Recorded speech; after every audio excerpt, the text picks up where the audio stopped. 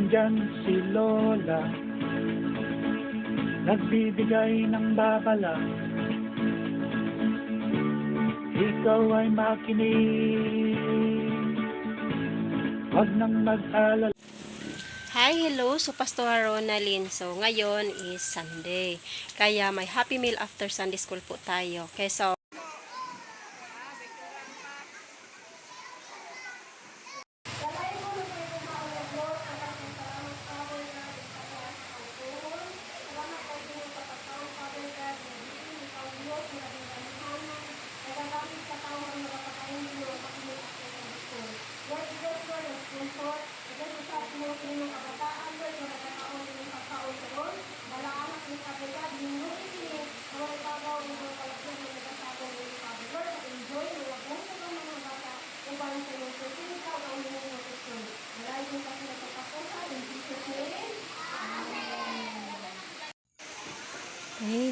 papakainin na natin ang mga bata. Okay, so, yan.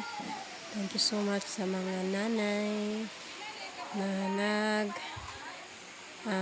na tumutulong sa pag-serve ng pagkain para sa mga bata. Okay, so enjoy po. Bless.